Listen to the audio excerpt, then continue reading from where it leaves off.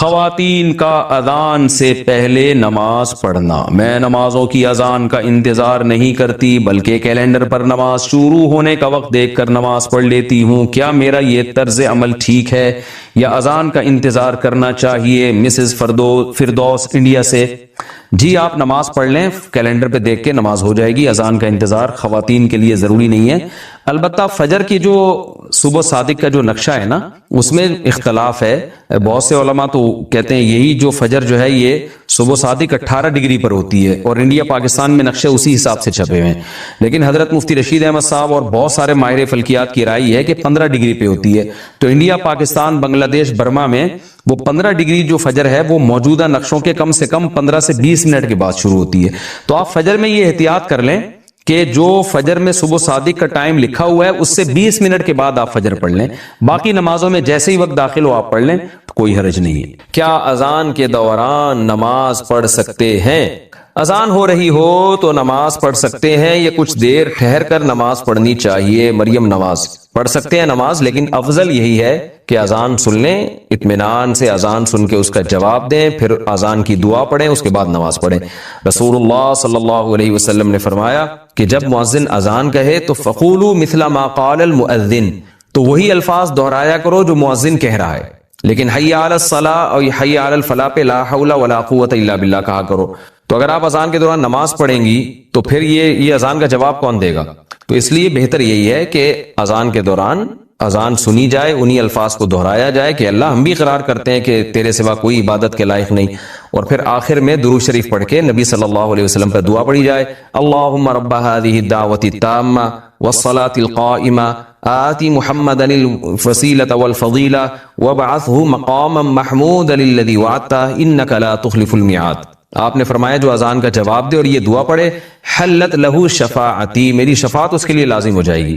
تو اتنی بڑی فضیلت ہے، یہ اس پر عمل کرنا چاہیے۔ محمد صاحبان سعودی عرب سے پوچھتے ہیں، میں جس علاقے میں رہتا ہوں یہاں مسجد تقریباً 2 کلومیٹر دور ہے اور اذان کی آواز بھی نہیں آتی، چنانچہ ہم موبائل پر ہی اذان سن کر اقامت کہہ کر نماز پڑھ لیتے ہیں۔ کیا اس طرح کرنا صحیح ہے یا ہمیں اذان اور اقامت دونوں کہنی چاہیے؟ نیز جو نمازیں پڑھی گئی ہیں وہ ادا ہو گئی کہ نہیں؟ بھائی اس طرح کرنا بالکل بھی ٹھیک نہیں ہے۔ نمازیں تو ہو گئی، اذان کے بغیر بھی نماز ادا ہو جائے گی، مگر یہ خلاف سنت ہے۔ فرض نماز آپ کو اذان کہہ کے پڑھنی ہے۔ ہاں اگر اذان کی آواز آپ کو آتی ہے، دور کوئی مسجد ہے جس کی آواز آپ تک آ رہی ہے، پھر آپ کے لیے اذان کہنا یہ ضروری نہیں ہے۔ عبداللہ ابن مسعود رضی اللہ تعالیٰ عنہ کا مشہور قول ہے، اذان الحی یکفینا، محلے کی اذان ہمارے لیے کافی ہے۔ لیکن اگر اذان کی آواز نہیں آتی تو پھر آپ کو چاہیے کہ آپ پراپر طریقے سے اذان کہیں، اقامت، اور پھر اس کے بعد فرض نماز ادا کریں۔ اذان کے بعد درود و سلام کا حکم۔ ہمارے گاؤں میں اذان سے پہلے اور اذان کے بعد صلاۃ والسلام پڑھا جاتا ہے، کیا یہ صحیح ہے؟ اس بارے میں رہنمائی فرما دیں۔ خواجہ صاحب گجرات پاکستان سے۔ دیکھو بھائی، اللہ کے رسول صلی اللہ علیہ وسلم نے جو ہمیں اذان بتائی ہے وہ اللہ اکبر سے شروع ہوتی ہے اور لا الہ الا اللہ پہ ختم ہوتی ہے۔ اس سے پہلے بلند آواز سے اسپیکر پہ درود پڑھنا یا اس کے بعد بلند آواز سے اسپیکر پہ درود پڑھنا، یا یعنی بلند آواز سے پڑھنا چاہے وہ اسپیکر پہ ہو یا بغیر اسپیکر کے، یہ آپ صلی اللہ علیہ وسلم سے ثابت نہیں۔ صرف اتنا ثابت ہے کہ جب اذان ختم ہو تو نبی صلی اللہ علیہ وسلم کی ترغیب ہے کہ درود شریف پڑھو اور اس کے بعد یہ دعا پڑھو، اللہم رب هذه الدعوة التامة والصلاة القائمة آت محمدا الوسیلة والفضیلة وابعثه مقاما محمودا الذی وعدته انک لا تخلف الميعاد۔ بس اتنا پڑھا جائے گا۔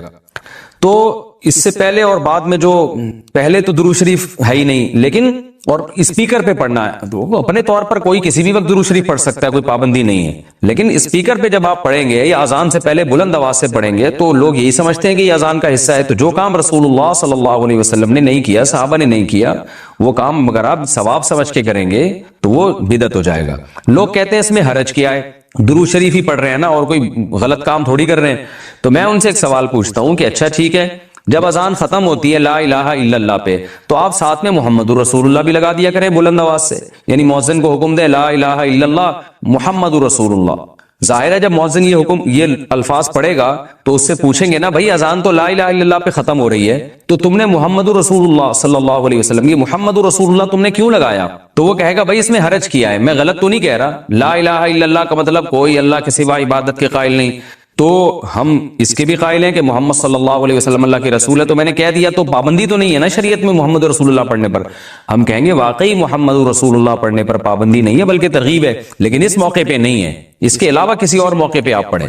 تو یاد رکھیں جیسے اذان جہاں ختم ہو رہی ہے لا الہ الا اللہ پہ، تو ختم کرنے میں جب ہم قرآن و سنت کو فالو کر رہے ہیں تو اذان جہاں سے شروع ہوتی ہے تو شروع کرنے میں فالو کیوں نہیں کرتے؟ اس میں اپنی طرف سے کیوں ہم نے درود شریف بڑھا دیا ہے؟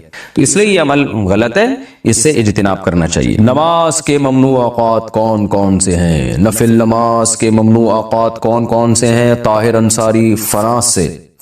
دیکھیں نماز کے جو ممنوع اوقات ہیں، ایک تو یہ ہے کہ سورج کا ذرا سا کنارہ نکل جائے، یعنی جب فجر کی نماز قضا ہوتی ہے نا، جس ٹائم پہ سورج ذرا سا نکل جائے تو اب مکروہ وقت شروع ہو گیا، جب تک کہ وہ ایک نیزے تک نہیں پہنچ جاتا، یعنی اس اتنا بلند نہ ہو جائے کہ اس کی میں جو ہے نا تھوڑی سی چمک پیدا ہو جائے. جو پاکستان اور ہندوستان میں تقریباً 15 سے 20 منٹ کا ٹائم ہوتا ہے یہ، اور دوسرے ملکوں میں زیادہ بھی ہو سکتا ہے، ناروے میں ہو سکتا ہے بہت ہی زیادہ ہو، لیکن وہاں کے حکام الگ ہیں. تو یعنی سورج میں تھوڑی سی تیزی پیدا ہو جائے تو اس وقت پھر آپ نماز پڑھ سکتے ہیں.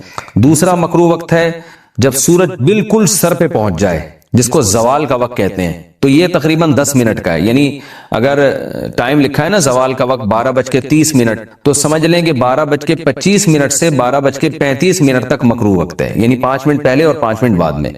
اور جب سورج غروب ہونے لگتا ہے تو جب غروب ہونے کے قریب پہنچ جائے گا، یعنی غروب ہونے سے ہندوستان پاکستان میں تقریباً 15 سے 20 منٹ پہلے، جب اس میں کی تیزی میں کمی پیدا ہو جائے، یعنی سورج کی چمک باقی نہ رہے، تو غروب ہونے سے 15-20 منٹ پہلے تک یہ ایسا ہوتا ہے، تو اس وقت بھی مکروہ وقت شروع ہو جاتا ہے. اس وقت بھی کوئی نماز نہیں پڑھ سکتے جب تک سورج مکمل غروب نہ ہو جائے. البتہ اس دن کی عصر اگر نہ پڑی ہو تو پھر پڑھیں گے آپ، کیونکہ عصر کا وقت باقی رہتا ہے. اگرچہ مکروہ ہے عصر کو اتنی دیر تک تاخیر کرنا، گناہ ہے، لیکن بہرحال وہ والی عصر آپ کو پڑھنی پڑے گی اس دن کی، اس کے علاوہ کوئی نماز نہیں پڑھ سکتے آپ. تو یہ 3 اوقات مکروہ ہیں، اس کے علاوہ کوئی وقت مکروہ نہیں ہے. ناخن کاٹنے کا سنت طریقہ کیا ہے؟ بھائی نبی صلی اللہ علیہ وسلم کے بارے میں سیدہ عائشہ فرماتی ہیں کان النبی صلی اللہ علیہ وسلم یحب التیامن فی کل شیء. نبی صلی اللہ علیہ وسلم ہر کام میں نا دائیں طرف کو ترجیح دیا کرتے تھے، رائٹ سائڈ سے شروع کیا کرتے تھے. تو بس یہی سنت طریقہ ہے کہ آپ دائیں ہاتھ کے ناخن پہلے کاٹیں اور بائیں ہاتھ کے ناخن اس کے بعد کاٹیں. اچھا دائیں میں بھی بالکل ہی رائٹ سائڈ سے شروع کریں تو اور اچھا ہے، یعنی چھوٹی انگلی ہو گئی، یہ ہو گیا، یہ ہو گیا، یہ ہو گیا، پھر یہاں سے یہ ہو گیا، یعنی رائٹ سے لے کے لیفٹ کی طرف، بس اتنا کافی ہے. اور اگر کوئی یہ ترتیب نہیں کرتا بس اتنا بھی کافی ہے کہ دائیں ہاتھ کے ناخن پہلے کاٹ لیں، لیفٹ کے اس کے بعد کاٹیں. اور کوئی خاص طریقہ نہیں ہے ناخن کاٹنے کا، کاٹ لیں بس یہ ضروری ہے. آج کل خواتین نے ناخن بڑھانے شروع کر دیے ہیں، یہ حرام ہے، ناجائز ہے اور برے لگتے ہیں ہاتھ دیکھنے میں. یہ پتہ نہیں کس نے ان کے دماغ میں یہ بات ڈال دی ہے کہ یہ فیشن ہے، یہ خوبصورتی ہے. خوبصورتی نہیں ہے، کتنی پریشانی ہوگی اس سے آپ کو، کھاتے ہوئے پیتے ہوئے، سالن ہے اس میں ناخن ڈوب رہے ہیں، ہر جگہ کی بورڈ استعمال ہو رہا ہے کمپیوٹر کا، تو اس میں ناخن آپ کو اس میں جو ہے ناخن ٹینشن کا ذریعہ بن رہے ہیں. تو اپنے آپ کو عذاب میں نہیں ڈالنا چاہیے. اور گناہ الگ ہے، گناہ ایک الگ ہے اس میں. تو ناخن کاٹنے میں انسان کی زینت ہے، ناخن بڑھانے میں زینت نہیں ہے. تو ناخن بڑھانے میں اگر کوئی خاتون یہ سمجھتی ہے کہ زینت ہوگی تو یہ تغییر خلق اللہ ہے، اللہ کی تخلیق کو بگاڑنا ہے، یہ مستقل ایک جرم ہے. اس سے نماز بھی مکروہ ہوتی ہے اور عبادتیں بھی مکروہ ہو جاتی ہیں. تو اللہ سے ڈرنا چاہیے. نبی صلی اللہ علیہ وسلم نے حکم دیا ہے ناخن کاٹنے کا.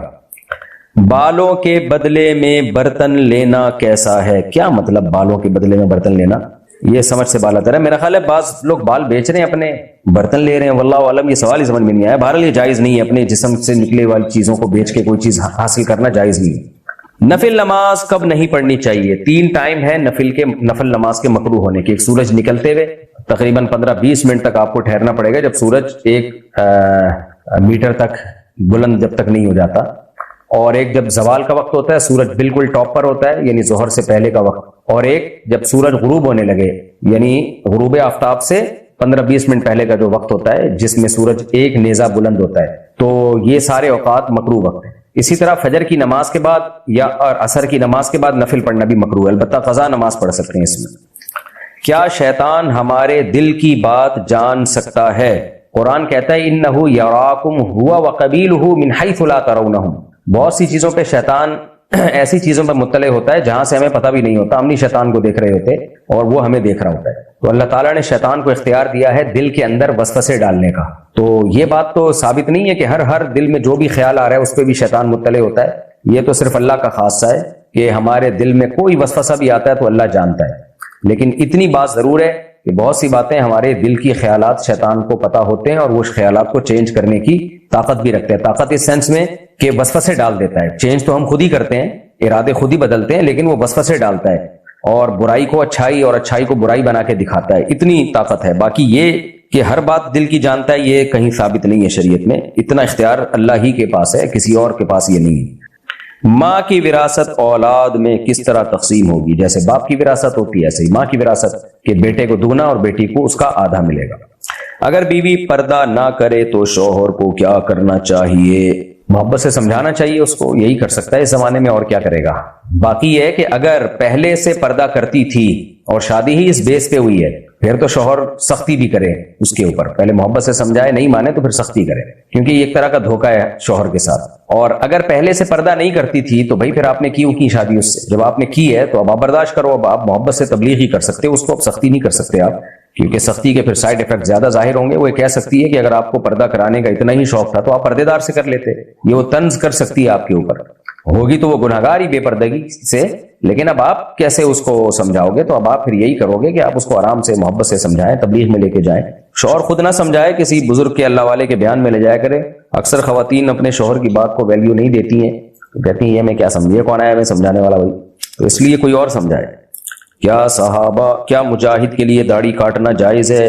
داڑھی کاٹنا کسی کے لیے بھی جائز نہیں ہے, البتہ موت کا خطرہ ہو, کوئی ایسا مسئلہ ہو اپنی یا اپنے ساتھیوں کی موت کا, تو اس کی گنجائش ہو سکتی ہے وقتی طور پر, کیونکہ اپنی جان بچانے کے لیے تو اللہ نے خنزیر کھانے کی اجازت دی ہے, تو ایسی مجبوری کے حکام الگ ہیں, لیکن نارملی کسی کے لیے بھی داڑھی کاٹنا جائز نہیں ہے. اگر پیشاب کے قطرے نکلتے ہوں تو وضو ٹوٹ جائے گا. یہ مسئلہ میں کئی بار بیان کر چکا ہوں, آپ نیٹ پہ سرچ کر لیں کہ معذور کا وضو یا جو پیشاب کے قطروں کا مریض ہے اس کا وضو کیسے ہوگا, اور مفتی طارق مسعود لکھیں گے, کلپ آ جائے گا, ڈیٹیل میں اس کا جواب ہے, وہ سن لیے گا. اگر عورت نے ٹی شرٹ پہنی ہو اور بڑی چادر لے کر نماز پڑھے تو نماز ہو جائے گی. اگر بڑی چادر لے لی اس نے اپنے اوپر جس سے سر بھی ڈھک گیا, پوری باڈی بھی ڈھک گئی ہے, تو نماز ہو جائے گی. لیکن خواتین کے لیے ٹی شرٹیں پہننا ٹھیک نہیں ہے. سچوس لباس جس سے جسم کے اعضاء جو ہے ان کا جو ابھار ظاہر ہوتا ہو, یہ ٹھیک نہیں ہے, جائز نہیں ہے, گناہ ہے.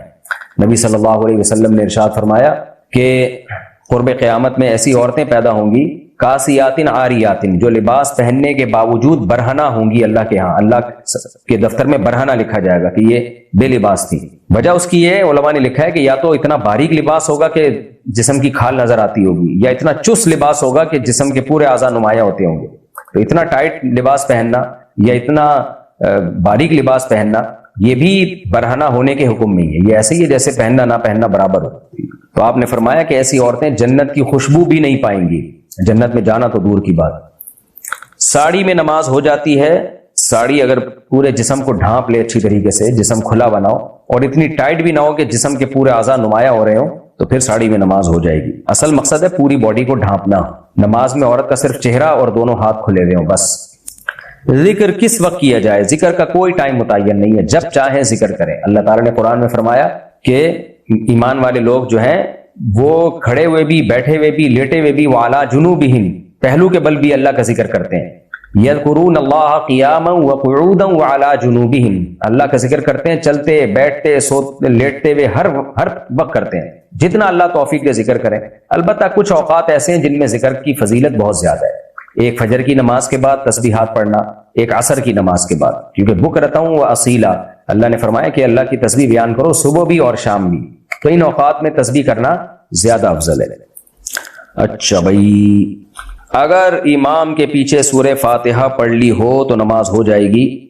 احناف کے نزدیک یہ جائز نہیں ہے کیونکہ صحیح حدیث کی مخالفت ہے. نبی صلی اللہ علیہ وسلم نے فرمایا من کان لہ امام فقراءۃ الامام لہ قراءۃ, جس شخص کا کوئی امام ہو تو امام کی قراءت مقتدی کے لیے کافی ہے. اور جہری نماز میں تو یہ عمل جائز ہی نہیں ہے. وجہ اس کی ہے, یعنی سری نماز میں بھی اس حدیث کی وجہ سے ہم کہتے ہیں کہ امام نے قراءت کر لی تو مقتدی کو قراءت کی ضرورت نہیں ہے. اور جو جہری نماز ہے اس میں تو قرآن کی صاف آیت موجود ہے, اذا قرئ القرآن فاستمعوا له وانصتوا لعلکم ترحمون, کہ جب قرآن کی تلاوت کی جائے تو خاموشی سے سنو اور خاموش رہو, غور سے سنو اور خاموش رہو تاکہ تم پر رحم کیا جائے. اب بعض لوگ کہتے ہیں تلاوت تو ادھر کئی جگہ پہ ہو رہی ہوتی ہے, کیا وہاں سب خاموش ہو جاتے ہیں؟ یا امام تلاوت کر رہا ہوتا ہے, بعض لوگ پیچھے سنتیں پڑھ رہے ہوتے ہیں, وہ حرام کام کر رہے ہوتے ہیں. دیکھیں اس آیت کا مطلب یہ نہیں مطلق تلاوت مراد نہیں ہے, یہ وہ تلاوت جو آپ کو سنانے کے لیے کی جا رہی ہے.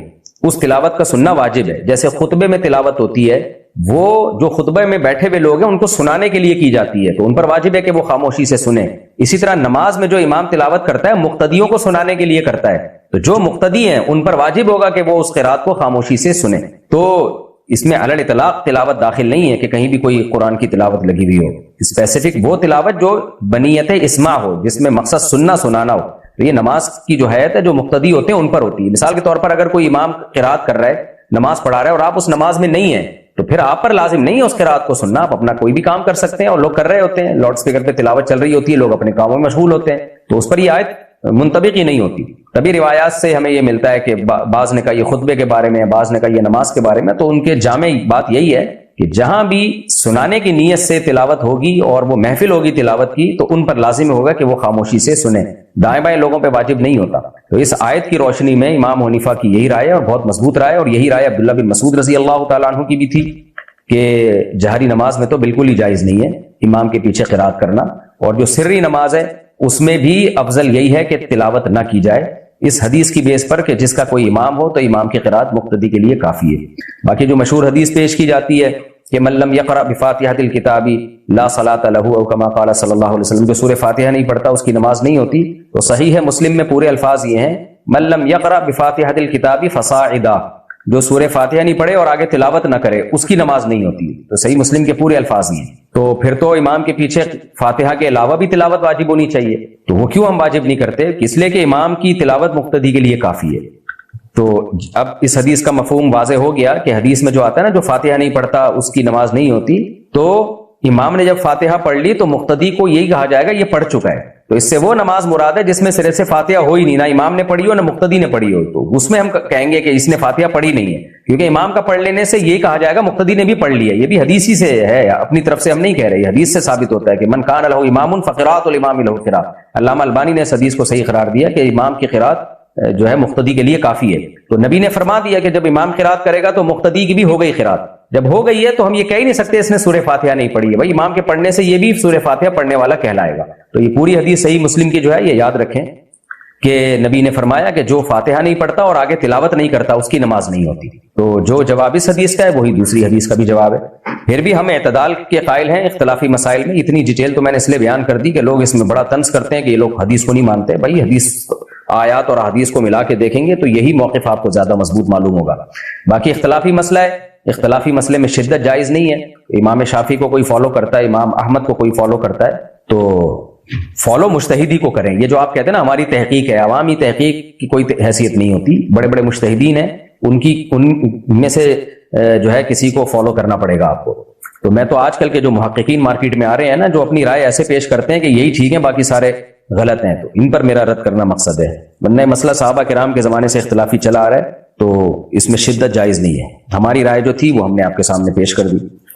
کیا مزار بنانے کے لیے چندہ دینا جائز ہے؟ حرام ہے بھائی. مزار بنانا حرام ہے, اس کے لیے چندہ دینا حرام ہے, اور چندہ لے لیا تو وہاں خرچ کرنا حرام. وہ چندہ دینے والے کو واپس کریں. بولے نہیں, نبی صلی اللہ علیہ وسلم نے سیدنا علی ابن ابی طالب رضی اللہ عنہ کو بھیجا کہ مدینہ میں ایک بالش سے اونچی کوئی قبر نظر آئے, کوئی پکی قبر نظر آئے تو مسمار کر دو. تو اگر مزار کو مسمار کرنے کے لیے کوئی چندہ لے رہا ہے تو بہت اچھا کام ہے. مزار بنانے کے لیے چندہ لینا جائز نہیں ہے. اچھا بھائی, اگر اذان میں غلطی ہو جائے تو نماز ہو جائے گی؟ جی ہو جائے گی. اذان کی غلطی کا نماز سے کوئی تعلق نہیں ہے. اگر کسی کے اوپر کوئی سایہ ہو جائے تو اس کو کیسے ختم کیا جائے؟ سایہ ہو جائے تو ختم کرنے کی کیا ضرورت ہے؟ لوگ سائے کے لیے درخت لگا رہے ہوتے ہیں تو سبحان اللہ سایہ ہو گیا. آصف کا سایہ مراد ہے تو کچھ بھی نہیں کریں, سورہ فلق سورہ ناس پڑھ کے دم کر دیں, ٹھیک ہو جائے گا. عامل کے پاس مت جائیں, کیونکہ اگر جن بھگانے کے لیے کسی عامل کے پاس چلے گئے وقتی طور پر فائدہ ہوگا, اس کے بعد جن چڑیل بھوتوں کا قیامت تک کے لیے بلکہ نسلوں میں جو ہے یہ سلسلہ ہمیشہ کے لیے جاری ہو جائے گا. تو اس لیے اپنے آپ کو ان چیزوں سے بچاؤ. سایہ ہوتا ہی ان لوگوں پر ہے جو عاملوں کے پاس جاتے ہیں, عام طور پر انہیں پر ہو رہا ہوتا ہے یہ سایہ وایا. تو اگر خدا نخواستہ ہو گیا وہ تو کوئی نفسیاتی بیماری ہے, ڈاکٹر کو دکھائیں, میڈیسن لیں, وقت پہ ٹھیک ہو جائے گا. اور ساتھ ساتھ سورہ فلق سورہ ناس پڑھ کے دم کرتے رہیں, آیت الکرسی پڑھ کے, بس اس سے آگے بڑھنے کی کوشش نہ کریں. داڑھی ایک مٹھی فرض ہے یا کم بھی رکھ سکتے ہیں؟ داڑھی کم سے کم ایک مٹھی رکھنا واجب ہے, لازم ہے. ایک مٹھی سے کم کرنا جائز نہیں ہے. نبی صلی اللہ علیہ وسلم کی صریح حدیثوں کی مخالفت ہے, اجماع امت کی مخالفت ہے. تو نبی صلی اللہ علیہ وسلم نے, بخاری مسلم کی واضح حدیث ہے, اعفوا اللحى وقصوا الشوارب, داڑیاں بڑھاؤ مونچھیں گھٹاؤ. تو ڈرنا چاہیے اللہ کے حکم، اللہ کے احکام کے معاملے میں۔ آج کل اسکالرز نے اسلام میں تحریفات شروع کر دی کہ داڑھی تو کچھ بھی نہیں ہے، رکھنا چاہو ٹھیک ہے، نہیں بھائی، اللہ کے نبی کا حکم ہے اور بالاتفاق یہ واجب حکم ہے، یعنی آپشنل نہیں ہے۔ آج یہودیوں کو دیکھو کتنی بڑی بڑی داڑیاں رکھتے ہیں، وہ حضرت موسیٰ کے حکم کو انہوں نے نہیں چھوڑا، اور مسلمان نبی صلی اللہ علیہ وسلم کے حکم کو چھوڑ رہے ہیں۔ اللہ تعالیٰ توفیق دے۔ سینما ہال میں ٹکٹ بیچنا، پیزا بیچنا کیسا ہے؟ سینما ہال میں ٹکٹ کی آمدن تو حرام ہے کیونکہ وہ تو فلم کا ٹکٹ ہے، باقی پیزا بیچنے کی جو آمدن آئے گی وہ آمدن حلال ہے، کیونکہ پیزا کھلا کے پیسے لے رہا ہے نا۔ اب قطع نظر اس سے کہ کھلا کس کو رہا ہے، فلم دیکھنے والوں کو کھلا رہا ہے کسی اور کو کھلا رہا ہے، یہ کام ہے تو نامناسب۔ سینما گھر میں جا کے نہ ان لوگوں کو انٹرٹین کریں، کوئی اچھا کام تھوڑی کر رہے ہیں یہاں بیٹھ کے۔ لیکن بہرحال پیزے کی آمدن آئے گی تو آمدن کو حرام نہیں کہا جا سکتا، یا جو سینما ہال میں بیٹھ کے بوتلیں بیچ رہے ہوتے ہیں ان کی آمدن بہرحال حلال ہے، البتہ نامناسب ضرور ہے۔ اس بہانے آپ سینما گھر میں بھی جاؤ گے، پھر آپ کی نظر پڑے گی انفورسڈ چیزوں پہ، اسکرین پہ، تو ایسی برائی کی جگہوں پہ جانے سے ایوائڈ کرنا چاہیے۔ استخارے کا سنت طریقہ کیا ہے؟ استخارے کا سنت طریقہ یہ ہے کہ آپ 2 رکعت پڑھیں خشوع و خضوع کے ساتھ، اس کے بعد اللہ سے ہاتھ اٹھا کے دعا مانگیں، پہلے اللہ کی حمد و ثنا کریں، پھر پیغمبر صلی اللہ علیہ وسلم پہ درود پڑھیں، پھر یہ دعا پڑھیں، اللہم انی استخیرک بعلمک واستغفرک واستقدرک بقدرتک واسألک من فضلک العظیم فإنک تعلم ولا اعلم وتقدر ولا اقدر انت علام الغیوب۔ اللہم ان کنت تعلم، اے اللہ اگر تو جانتا ہے ان ھذا الامر خیر لی، کہ یہ والا کام تیرے علم میں میرے لیے بہتر ہے، تو اس کام کا تصور کر لے، فقدرہ لی ویسرہ لی، اللہ اس کو مقدر کر دے اور میرے لیے اس کو آسان کر دے، ثم بارک لی فیہ، پھر اس کام میں میرے لیے برکت بھی دے دے، وَإِن كُنْتَ تَعْلَمْ، اور اگر تیرے علم میں یہ بات ہے، ان ھذا الامر شر لی، یہ والا کام میرے لیے نقصان دہ ہے، فی دینی و معاشی و عاقبت امری، میرے دین کے معاملے میں بھی، میری دنیا کے معاملے میں بھی، اور انجام کے لحاظ سے بھی، کہ یہ کام اگر میرے لیے نقصان دہ ہے، فَاصْرِفْهُ عَنِّي وَاصْرِفْنِي عَنْهُ، اس کو مجھ سے ہٹا دے، مجھے اس سے ہٹا دے، ثُمَّ اقْدُرْ لِي الْخَيْرَ حَيْثُ كَانَ، اور جہاں خیر ہو وہ کام پھر مقدر کر دے، ثُمَّ أَرْضِنِي بِهِ، پھر مجھے اس پہ خوش بھی رکھ، راضی بھی رکھ، یعنی ان كنت تعلم ان هذا الامر خیر لی فی دینی و معاشی و عاقبت امری، اگر بہتر ہے دین دنیا اور آخرت یعنی انجام کے اعتبار سے تو مقدر کر دے، اور اگر بہتر نہیں ہے تو ہٹا دے۔ تو یہ دعا مانگنی ہے، اگر آپ کو یاد ہو جائے ٹھیک ہے، نہیں تو بہشتی زیور، تسہیل بہشتی زیور کے نام سے جامع الرشید نے چھاپی ہے، بہت آسان کر کے، وہ کتاب خرید لیں، اس میں یہ دعائیں لکھی ہوئی ہیں، استخارے کا طریقہ اور دعا بھی لکھا ہوا ہے، وہ پڑھ لیں بس۔ اس کے بعد نہ کوئی سونا ثابت ہے حدیث سے، اور نہ کوئی اللہ کی طرف سے سگنل آئیں گے، بس دعا ہے، کرنا وہی ہے جو سمجھ میں آ رہا ہے، تو اللہ کی مدد انشاءاللہ شامل حال ہو جائے گی اس میں۔ سگریٹ بنانا جائز ہے، مکروہ ہے، ناپسندیدہ ہے، کوئی اچھا کام کرنا چاہیے، لوگوں سٹوں پہ لگا رہے ہو، تو ہر جائز کام کرنے کا نہیں ہوتا، جائز اس سینس میں ہے کہ حرام نہیں ہے، کیونکہ سگریٹ نشے میں شامل نہیں ہے، البتہ صحت کو خراب کرنے والی چیز ہے، تو اللہ تعالیٰ نے ہمیں حکم دیا ہے کہ اپنی آپ کو اپنے ہاتھوں سے ہلاکت میں مت ڈالو۔ ہاں تو چونکہ فوراً کوئی نقصان نہیں ہوتا، اس لیے حرام کے درجے میں نہیں، اس لیے مکروہ کے درجے میں ہے، تو سگریٹ بنانا مکروہ ناپسندیدہ ہے، حرام کہنا مشکل ہے اس کو، لیکن ناپسندیدہ بہرحال ضرور ہے، اس کی آمدن حرام نہیں کہلائے گی، ہاں ناپسندیدہ کہلائے گی، اور مشورہ یہی دیا جائے گا، تاکید یہی کی جائے گی کہ چھوڑ کے کوئی اور کام کر لیں، آپ لوگوں کو ایک فضول کام پہ مت لگائیں جس کا بہرحال 10 15 20 سال کے بعد جا کے بہت زیادہ نقصان ظاہر ہوتا ہے۔ کیا غسل میں آنکھ کے اندر پانی لے کر جانا ہے یا اوپر سے ہی دھو لینا ٹھیک ہے؟ بھائی اوپر سے ہی دھو لیں، آنکھ کے اندر پانی لے جانا ضروری نہیں ہے۔ عامر شیخ انڈیا سے، اگر کسی دیوار پر مزار کی تصویر لگی ہو تو اس کے سامنے نماز پڑھنا کیسا ہے؟ نماز تو ہو جائے گی مگر مزاروں کی تصویریں نہ لگائیں دیواروں پر۔ خواتین پیشانی پر سے ہلکے جو بال ہوتے ہیں وہ صاف کروا سکتی ہیں؟ جی کروا سکتی ہیں۔ اگر قادیانی مسلمانوں کی مسجد میں نماز پڑھتا ہو تو اس کو روکنا ضروری ہے، اس نیت سے اس کو پڑھنے دیں کہ آرام سے اس کو محبت سے تبلیغ کریں گے، بیانات میں بٹھائیں گے، تو اس نیت سے پڑھنے دیں، لیکن اگر آپ دیکھ رہے ہیں کہ کوئی فتنہ کر رہا ہے، کوئی تبلیغ کر رہا ہے، تو پھر ایکشن لینا چاہیے۔ الکوہل والی دوا پینا کیسا ہے؟ جائز ہے، الکوہل دوا میں ہو، اگر ضرورت کی وجہ سے ہو تو بقدر ضرورت پی سکتے ہیں، اگر دوا کی نیت سے ہو، اور یعنی نشہ مقصد نہ ہو، اس سے لذت لینا مقصد نہ ہو، ضرورت ہو تو ہے۔ یہ دانت سے ناخن کاٹنا کیسا ہے؟ انتہائی احمقانہ قسم کی حرکت ہے، اس سے جرمز بھی جاتے ہیں پیٹ کے اندر، بری حرکت ہے یہ۔ عبد الباری صاحب انڈیا سے، گاؤں ہے جس میں مسلمان بہت کم ہیں، تو ایک دن ایسا ہوا کہ عصر کی نماز میں کوئی نہیں تھا، امام صاحب نے اکیلے نماز شروع کر دی، جب 2 رکعت پڑھ چکے تھے تو پیچھے تو لوگ آ کر کھڑے ہو گئے، تو امام صاحب کو پتہ چل گیا، امام صاحب نے زور زور سے اللہ اکبر بولنا شروع کر دیا، اور انہوں نے امام صاحب کے پیچھے نماز پڑھ لی, کیا اس طریقے سے نماز ہو جاتی ہے؟ جی ہو جاتی ہے. اگر کبھی ایسا ہونا امام نماز پڑھ رہا ہو اکیلے اور پیچھے کوئی بندہ آ کے کھڑا ہو جائے تو امام کو چاہیے اس کی نیت کر لے اور پھر زور سے تکبیرات کہنا شروع کر دے. تو امام نے جو زور سے تکبیرات کہیں اس کی علامت ہے کہ انہوں نے امامت کی نیت کر لی تھی. باسط خان انڈیا سے, کیا گھر میں مچھلیاں پال سکتے ہیں؟ پال لیں, گھر میں حلال جانور پالا کریں, حرام نہ پالا کریں. کتے بلے نہ پالیں, بلیاں پالنا بھی جائز ہے مگر مکروہ ہے, ناپسندیدہ ہے. حلال جانور جو ہے نا, گائے, بکری, مرغی اور اسی طرح مچھلی, یہ سب چیزیں پالیں, اس میں کوئی حرج نہیں ہے, بلکہ برکت کا ذریعہ بنتی ہیں یہ چیزیں. کتا پالنا تو بالکل ہی ناجائز ہے, بلی تو پھر بھی جائز ہے لیکن کتا پالنا جو ہے وہ ناجائز ہے. کتا صرف شکار کے لیے یا پہرے داری کے لیے رکھ سکتے ہیں آپ, ادروائز شوقیہ آپ نہیں پال سکتے. نبی نے فرمایا جس نے کتا پالا روزانہ اس کے عمل سے 1 قرات اجر کم ہوتا ہے, یعنی پہاڑ کے برابر اعمال اس کے روز ضائع ہو رہے ہوتے ہیں. اگر کسی کے شوہر کا انتقال ہو جائے اور بچے نہ ہوں تو بیوی کو کتنا حصہ ملے گا؟ شوہر کا انتقال ہو جائے اور بچے نہ ہوں, یعنی شوہر کے بچے نہیں تھے, تو پھر بیوی کو 25% ملتا ہے, 1/4. نماز کے دوران اگر وضو ٹوٹ جائے تو نماز کیسے چھوڑنی چاہیے؟ نماز چھوٹ گئی بھائی, اب آپ کو چھوڑنے کی ضرورت نہیں ہے, تو نکل آئیں بس ناک پہ ہاتھ رکھ کے اگر جماعت سے نماز پڑھ رہے ہیں, تاکہ لوگ یہ سمجھیں نکسیر پھوٹی ہے, تو بس نکل جائیں نماز سے. میوچل فنڈ میں انویسٹ کرنا حلال ہے یا حرام؟ حرام ہے, خالص سود ہے. کیا بیوہ عورت مہندی لگا سکتی ہے؟ جی لگا سکتی ہے, عدت کے دوران نہیں لگا سکتی, عدت کے بعد جو چاہے کرے وہ. عدت کے اندر کوئی زینت اختیار نہیں کی جا سکتی. مفتی صاحب میں امریکہ میں رہتی ہوں, آپ نے ایک سیشن میں مسئلہ بتایا کہ پورے جسم کا ویکس کرانا جائز ہے. ہمارے ہاں مسلمان لڑکیاں پارلر جاتی ہیں اور پورے جسم کا ویکس کرواتی ہیں, جس میں ان کو یعنی دوسری لڑکیوں کے سامنے, تو کیا اس طریقے سے ویکس کروانا جائز ہے کہ غیر مسلم عورت کے سامنے اپنا لباس اتار دے؟ حرام ہے, ناجائز ہے بھائی. پوری باڈی کا ویکس کرانا جائز ہے, خود کریں. اپنی باڈی اپنے شوہر کے علاوہ کسی کے سامنے عورت اس طرح سے کھول نہیں سکتی. غیر مسلم عورت کے سامنے کھولنا تو اور زیادہ گناہ ہے, مسلمان عورت کے سامنے بھی جائز نہیں ہے. تو یہ بیوٹی پارلرز میں برائی ہو رہی ہے, اس کو روکنا چاہیے. اپنے جسم کسی کے سامنے نمایاں کرنے کی شرعاً اجازت نہیں ہے, حرام ہے. فارکس ٹریڈنگ حلال ہے یا حرام؟ جائز نہیں ہے. آج کل جس طرح سے فارکس ٹریڈنگ ہو رہی ہے, دیکھیں کرنسی پہ دونوں طرف سے قبضہ ضروری ہے. اس طرح گولڈ جب آپ خریدتے ہیں تو قبضے میں لیے بغیر آگے بیچ نہیں سکتے, یہ اصول ہے. پرائز بانڈ کے بارے میں کیا حکم ہے؟ یہ بھی ناجائز ہے, حرام ہے پرائز بانڈ. اس کی ڈیٹیل میں تفصیل سے بتا چکا ہوں, اس کے ناجائز ہونے کی کیا دلیل ہے. اللہ کے نام والے کاغذات یا اخبارات کو جلانا کیسا ہے؟ دیکھیں جلانا بعض دفعہ توہین کی نیت سے ہوتا ہے, بعض دفعہ توہین سے بچانے کے لیے ہوتا ہے. تو اگر کوئی توہین کی نیت سے جلاتا ہے, جیسے کہ بعض غیر مسلم لوگ قرآن کی توہین کر رہے ہوتے ہیں, یہ تو ظاہر ہے بہت ہی خطرناک جرم ہے.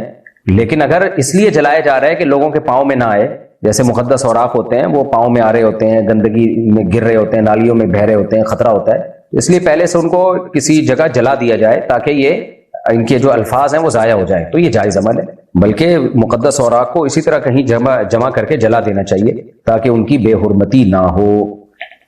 لیکن یہ سوچ سمجھ کے جلائیے گا, جو متشدد لوگ ہیں نا وہ فوراً توہین کا کیس ڈال دیں گے. ایسا ہو چکا ہے.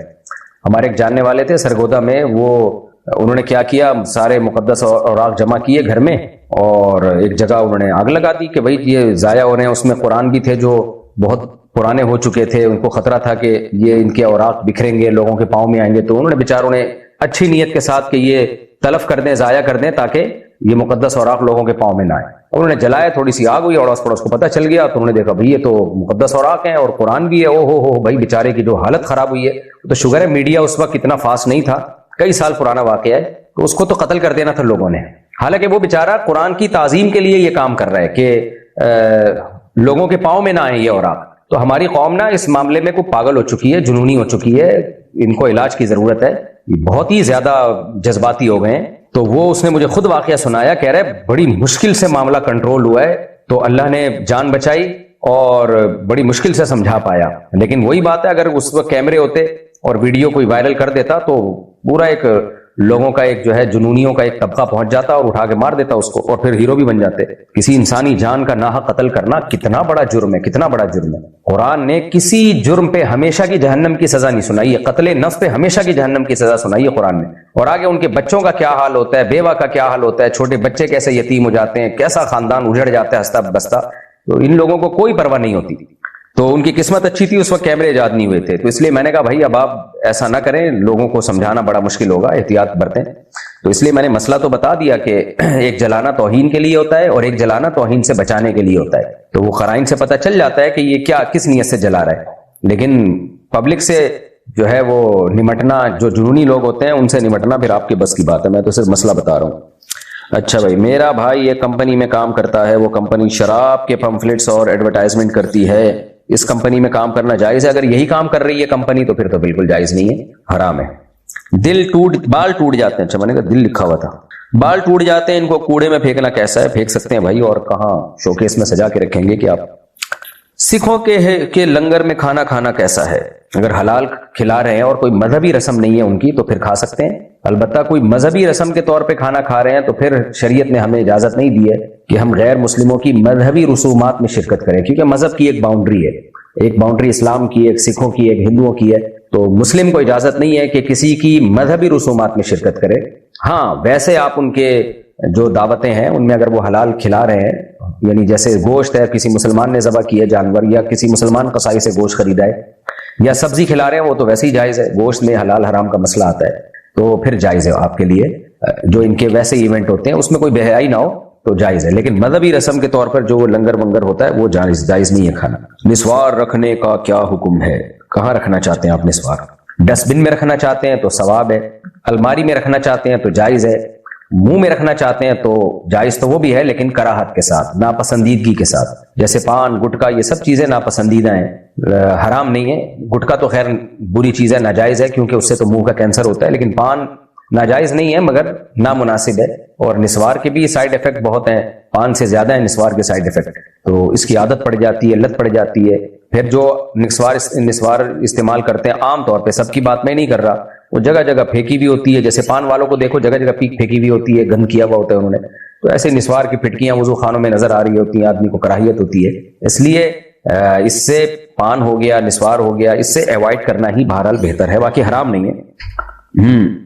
میرے شوہر نے مجھے طلاق نہیں دی ہے لیکن 6 سال سے مجھ سے کوئی بات بھی نہیں کی، میں 6 سال سے اپنی امی کے گھر پہ رہ رہی ہوں اور وہ آئندہ بھی بات نہیں کریں گے، تو کیا میں دوسری کا شادی کر سکتی ہوں؟ ان سے طلاق لے کے شادی کر لیں، اور اگر وہ طلاق نہیں دیتے تو آپ کورٹ میں کیس کریں کہ بھائی میں اپنے شوہر کے ساتھ رہنا چاہتی ہوں، تو یا تو شوہر مجھے لے کر جائیں، مجھ سے بات چیت کریں، یا مجھے چھوڑ دیں، دونوں میں سے ایک کام کریں۔ کورٹ شوہر کو بلائے گی، بولے گی بھائی یا تو لے کے جاؤ عزت سے رکھو، یا عزت سے چھوڑ دو، ان کو طلاق دے دو۔ شوہر پھر بھی آمادہ نہ ہو، نہ طلاق دے رہا ہے نہ گھر لے جا رہا ہے، تو پھر کورٹ کو یہ رائٹ حاصل ہے کہ وہ خود سے ڈیورس دے سکتی ہے، اس کو تنسیخ نکاح کہتے ہیں، یہ ایسی صورت میں یہ جائز ہے۔ آج کل جو ہو رہا ہے وہ تو ناجائز ہی ہو رہا ہے کہ کوئی وجہ نہیں ہوتی، بس کورٹ نے کھلا پکڑا دیا، وہ ٹھیک نہیں ہے۔ آپ کا جو ویلڈ کیس ہے 6 سال ہو گئے اور شوہر نہ رکھ رہا ہے نہ چھوڑ رہا ہے، تو ایسی صورت میں اس طرح سے آپ کورٹ سے اپنا نکاح ختم کرا سکتی ہیں، پھر جہاں چاہے شادی کریں آپ۔ ایک شخص جو اعلانیہ حرام کھاتا ہے وہ کبھی کبھی امامت بھی کرتا ہے، کیا اس کے پیچھے نماز پڑھ سکتے ہیں؟ نماز ہر ایک کے پیچھے ہو جاتی ہے جب تک عقیدہ شرکیہ نہ ہو اور اسلام سے نکلا ہوا نہ ہو بندہ، البتہ اپنے اختیار سے ایسے شخص کو امام بنانا جائز نہیں ہے، تو آپ کو چاہیے کہ اگر آرام سے وہ امامت سے ہٹ سکتا ہے، کوئی نیک امام آ سکتا ہے تو آپ لے آئیں، لیکن اگر بہت لڑائی جھگڑے پھڈوں فتنوں کا ڈر ہے تو پھر جماعت نہ چھوڑیں، مجبوراً اسی کے پیچھے نماز پڑھ لیں۔ مدثر صاحب میرٹھ سے، نجاست خفیفہ میں یہ کیا لکھا ہے بھائی؟ وضاحت کر دیں، دامن کلی تخت وغیرہ میں تعین کیسے کریں گے؟ پتہ نہیں کیا لکھا ہوا ہے، ربع ثوب، یہ ثوب نہیں ذوق لکھا ہوا ہے، ربع ثوب، اس کو غلط لکھا ہوا ہے، یہ شاید ہمارے کمپوزر کی غلطی ہے۔ ربع ثوب کا مطلب ہوتا ہے 1/4، کپڑے کا کوئی بھی پارٹ اگر 1/4، جو حلال جانور ہے نا ان کا پیشاب نجاست خفیفہ ہے، نجس ہوتا ہے مگر ہلکے درجے کا نجس ہوتا ہے، حلال جیسے گائے، اونٹ، بکری، ان کا جو پیشاب ہے یہ کم درجے کا ناپاک ہوتا ہے، تو اگر 2-4 چھینٹیں لگ جائیں، چند چھینٹیں پڑ جائیں یا تھوڑا سا کپڑا ناپاک ہو جائے تو نماز ہو جائے گی، لیکن دھونا چاہیے اس کو، کوئی اچھی بات نہیں ہے اس کو ایسے ہی آپ نماز پڑھ لیں، لیکن ہو جائے گی۔ تو ربع ثوب کا مطلب یہ کہ آپ کے کپڑوں کا کوئی بھی پارٹ ہے، جیسے یہ آستین ہے، اس کا 1/4، 25% اگر پہ پیشاب لگ گیا تو اب نماز نہیں ہوگی، 25% سے کم لگ گیا تو ہو جائے گی۔ طرح شلوار ہے، اس میں اگر یا ایک پنڈلی ہے یہاں تک، اس کا ربع، یعنی جو باڈی کے مختلف پارٹ ہیں نا آپ کے، جیسے یہاں سے یہاں تک ایک حصہ ہے، یہاں سے یہاں تک ایک حصہ ہے، یہ بازو ہے، تو اس کا 1/4 اگر ناپاک ہوگا تو آپ کے لیے نماز پڑھنا جائز نہیں ہوگا، اور 1/4 سے کم ہوگا تو نماز ہو جائے گی، لیکن اچھا کام نہیں ہے، پیشاب لگ جائے تو اس کو فوراً دھو لیا کریں۔ البتہ جو حرام جانور ہیں، بلی، کتا وغیرہ، ان کا تو نجاست غلیظہ ہے، یعنی تھوڑا سا بھی اتنا بھی اگر لگ گیا نا جیسے ہتھیلی کی گہرائی کے برابر تو نماز نہیں ہوگی، اس سے کم میں ہو جائے گی۔ مفتی صاحب، جس وقت اہل حدیث عصر کی اذان دیتے ہیں اس وقت ظہر کا وقت باقی ہوتا ہے یا نہیں؟ دیکھیں، اہل حدیث جس وقت عصر کی نماز پڑھتے ہیں جس کو ہم مثل اول کہتے ہیں، تو وہ نماز بھی صحیح حدیث سے ثابت ہے، حضرت جبریل نے نماز عصر کا جو وقت بتایا، مشہور جو حدیث جبرائیل ہے اس بارے میں، اس میں یہ بتایا کہ اذا صار ظل كل شيء مثله، جب ہر چیز کا سایہ ایک گنا ہو گیا، یعنی زوال کے سائے کے علاوہ، مراد اس سے یہی ہے زوال کے سائے کے علاوہ، تو اس وقت نبی صلی اللہ علیہ وسلم نے عصر پڑھی ہے۔ اسی وجہ سے جمہور امت کا یہی رائے ہے کہ جب ہر چیز کا سایہ ایک مثل ہو جائے گا تو عصر کی نماز پڑھنا اس وقت جائز ہوگا۔ امام ابو حنیفہ رحمہ اللہ تعالیٰ کا ایک قول یہ بھی، اور آپ کے جو ساتھی ہیں ابو یوسف اور امام محمد، ان کی کا یہی قول ہے کہ جب ہر چیز کا سایہ ایک مثل ہو جائے تو عصر کی نماز کا ٹائم شروع ہو جاتا ہے، جس کو عصر شافی کہتے ہیں۔ البتہ دیگر دلائل کو بھی اگر ساتھ میں ملایا جائے تو اس سے پتہ چلتا ہے کہ ہر چیز کا سایہ دو مثل ہو جائے تو عصر پڑھنی چاہیے۔ ان میں صحیح بخاری صحیح مسلم کی حدیث ہے، نبی صلی اللہ علیہ وسلم نے فرمایا تم سے پہلی امتیں جو ہے ان کی اور میری امت کی مثال ایسے ہے کہ یہودیوں نے فجر سے لے کے ظہر تک کام کیا، اجر ایک قرات ملا، اور عیسائیوں نے ظہر سے لے کے عصر تک کام کیا، ان کو اجر ایک قرات ملا، اور میری امت نے عصر سے لے کے مغرب تک کام کیا اور اجر دو قرات ملا۔ پھر آپ نے فرمایا عامل قلیلا و اجر کثیرا، میری امت نے عمل تھوڑا کیا، اجر ڈبل ملا۔ تو اب یہ حدیث جب بھی فٹ بیٹھتی ہے کہ جب عصر کو مثل ثانی پہ مانا جائے، ورنہ اگر مثل اول پہ اثر ہوتی ہے نا تو ظہر اور عصر اور مغرب کا ٹائم سیم ہو جاتا ہے، تو یہ مثال فٹ نہیں بیٹھتی۔ اور بھی دیگر احادیث ہیں جس سے پتہ چلتا ہے کہ عصر میں تاخیر افضل ہے۔ تو اس لیے احناف کا جو صحیح قول ہے وہ یہی ہے کہ اگر کوئی مثل اول پہ نماز پڑھ لیتا ہے جس پہ اہل حدیث پڑھتے ہیں، تو بھی نماز ہو جائے گی، اس کی عصر کی نماز اس کی ویلڈ ہوگی، کیونکہ حدیث جبریل ہے، صحیح حدیث موجود ہے۔ افضل یہ ہے کہ وہ مثل ثانی پہ پڑھے، تو تاکہ اس طرح سے تمام حدیثوں میں تطبیق ہو جاتی ہے، تو افضل یہی ہے۔ تو اب سعودی عرب میں تو ہم جاتے ہیں تو جماعت کی وجہ سے اب مثل اول پہ ہی نماز پڑھ رہے ہوتے ہیں، یہ افضل ٹائم ہے کہ تاخیر سے پڑھی جائے لیکن اول وقت میں ہو جائے گی۔ اب اس سے یہ پتہ چلتا ہے کہ ظہر کو بہرحال آپ کو مثل اول سے پہلے پڑھ لینا چاہیے، کیونکہ ظہر کی نماز جو ہے وہ مثل اول تک لے کے جانا، جبکہ جمہور امت کے نزدیک اس میں عصر کا ٹائم داخل ہو چکا ہوتا ہے، تو یہ نماز کے بہرحال احتیاط کے خلاف ہے کہ آپ ظہر کو ایسے وقت تک ڈیلے کر دیں جس میں پوری امت میں جمہور اور اس میں صحیح حدیث بھی ہے وہ یہ کہہ رہی ہے کہ ظہر کا وقت قضا ہو گیا ہے۔ اس لیے میں کبھی بھی ظہر کو مثل اول تک نہیں ڈیلے کرتا، سفر ہو حضر ہو کچھ بھی ہو، اور میں اپنے پاس جو میپ میں وہ ٹائم بھی وہی رکھتا ہوں، دیکھتا ہوں یعنی جو اپلیکیشن ہے کہ اس میں مثل اول پہ عصر کا ٹائم کب شروع ہو رہا ہے، تو ہر قیمت پہ ظہر اس سے پہلے پڑھ لیتا ہوں، اور لوگوں کو بھی یہی بتاتا ہوں کہ آپ نے ظہر مثل اول یعنی جس پہ اہل حدیث یا شافی لوگ اثر پڑھتے ہیں اس سے پہلے پڑھنا آپ کے لیے ظہر جو ہے وہ ضروری ہے، اور آپ یہی سمجھیں کہ اس ٹائم پہ ظہر قضا ہو رہی ہے، اتنا اہتمام کریں اس کو پہلے پڑھنے کی۔ مفتی صاحب میرا شوہر بدکار ہے، استغفر اللہ، اور بہت ساری عورتوں سے غلط ریلیشن ہے، اور کہتا ہے میرے لیے جائز ہے کیونکہ میں ان کو اس کے لیے رقم دیتا ہوں، تو شادی کی ضرورت نہیں، رقم دے کے زنا کریں یا فری میں زنا کریں، زنا ہی ہے، بہت بڑا جرم ہے، کبیرہ گناہ ہے۔ شادی شدہ مردی یہ کام کرے تو حکم یہ ہے کہ اس کو زمین میں گاڑ کے پتھروں سے مار کے ہلاک کیا جائے، یہ کام حکومت کرے، عوام نہیں کر سکتی یہ کام، تو اتنا بڑا جرم ہے۔ تو آپ کے شوہر کو اللہ کے عذاب سے ڈرنا چاہیے، ایک تو جرم بھی کر رہے ہیں اور اس پہ حلال کا لیبل بھی لگا رہے ہیں، نکاح کر لیں اور برابری کریں، یہ جائز ہے، زنا کرنا کسی قیمت پہ جائز نہیں ہے۔ مصافحہ ایک ہاتھ سے کریں یا دونوں ہاتھ سے؟ دونوں طرح سے جائز ہے، دو ہاتھ سے کرنا زیادہ افضل ہے، خاص طور پر احترام کا تقاضا بھی ہے۔ یہ جو حدیث میں آتا ہے نا کہ بخاری کی حدیث ہے ایک ہاتھ سے مصافحہ، اس میں ایک کا لفظ نہیں، ہاتھ سے مصافحہ ہے، تو ہاتھ جنس ہے، تو جو بھی قرآن میں دو ہے نا، یعنی ہمارے جسم میں جیسے دو آنکھیں ہیں دو کان ہیں، تو جنس کا لفظ جب استعمال ہوتا ہے کوئی لفظ بطور جنس کے تو اس سے پورے افراد مراد ہوتے ہیں۔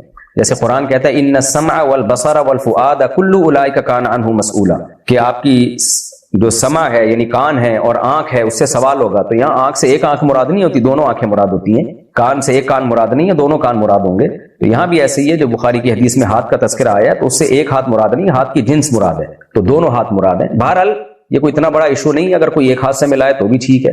بعض لوگوں نے اس حدیث سے ایک ہاتھ سے مصافحے پر استدلال کیا، بعض علماء نے دونوں ہاتھوں سے مصافحے پر استدلال کیا، کوئی اتنا بڑا ایشو نہیں ہے۔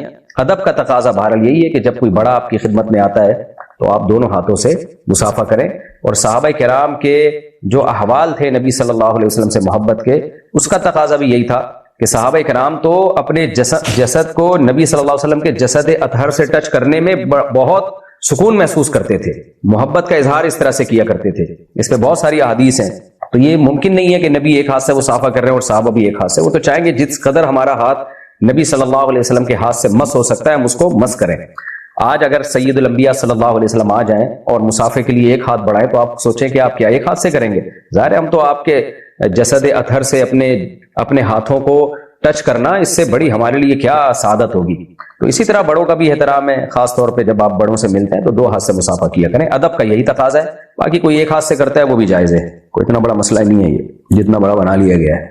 چماٹا جب مارے تو 1 ہاتھ سے مارا کریں, یہ پیچھے پھڈا ہونا, چماٹا مارے تو 2 ہاتھ سے نہیں, 1 ہی لگائے. موسیٰ علیہ السلام نے 1 چماٹا مارا تھا اور بندے کا, کیونکہ 2 ہاتھ سے ماریں گے نا تو وہ زور نہیں لگے گا. مصافحہ 2 ہاتھ سے کریں, چماٹا 1 ہاتھ سے, اپنی ذمہ داری پہ. حضرت موسیٰ علیہ السلام نے جو فرعونی کو نہیں لگایا تھا, 1 لگایا تھا, وہ مری گیا, حالانکہ آپ کی نیت مارنے کی نہیں تھی. سوچو جب مارنے کی نیت ہوتی تو کیا ہوتا اس کا. تو اگر کبھی پھڈا ہو جائے تو چماٹے وماٹے نہ مارا کریں, پولیس کو بتایا کریں, لیکن اگر مارنا پڑ جائے کسی ضرورت سے 1 ہاتھ سے. مصافحہ 2 ہاتھ سے, چماٹا 1 ہاتھ سے. اچھا خیر, اپنی ذمہ داری پہ, کیونکہ اس کو بھی اللہ نے ہاتھ دیا ہے, وہ بھی پھر 1 ہاتھ سے ہی لگائے گا. ہم لوڈو گیم کھیلتے ہیں, شرط کیا لکھا بھائی, شرط پر کہ جو ہارے گا وہ کھانا کھلائے گا. کیا یہ کھانا حلال ہے حرام؟ حرام ہے بھائی جان, شرط لگا کے کھیلنا حرام ہے, اور اس پہ جو پیسہ ملتا ہے وہ بھی حرام ہے. مفتی صاحب میں کافروں کے گاؤں میں رہتا ہوں, میرے لیے داڑھی رکھنا بہت مشکل ہے, لیکن میں نے داڑھی رکھی ہوئی ہے. یہاں پر سب ایک دوسرے کو رام رام کہتے ہیں, تو کیا میں بھی ان کے بڑے بزرگوں کو جاتے ہوئے رام رام کہہ سکتا ہوں؟ اگر میں ان کو رام رام نہیں کہتا تو میرے بارے میں باتیں کرتے ہیں. آپ کو داڑھی رکھنے نہیں دے رہے میرے بھائی, اور مذہبی رسم پر مجبور کر رہے ہیں, تو آپ پر واجب ہے کہ وہ علاقہ چھوڑ دیں, کسی ایسے علاقے میں رہیں ہندوستان میں جہاں آپ مذہب پر پورے طور پر عمل کر سکیں. اور جب تک ممکن نہیں ہے, جان کا خطرہ ہے یا سخت تکلیف کا خطرہ ہے, تو توبہ استغفار کرتے رہیں, اللہ تعالیٰ سے دعا مانگتے رہیں کہ اللہ حالات درست کر دے ہندوستان کے.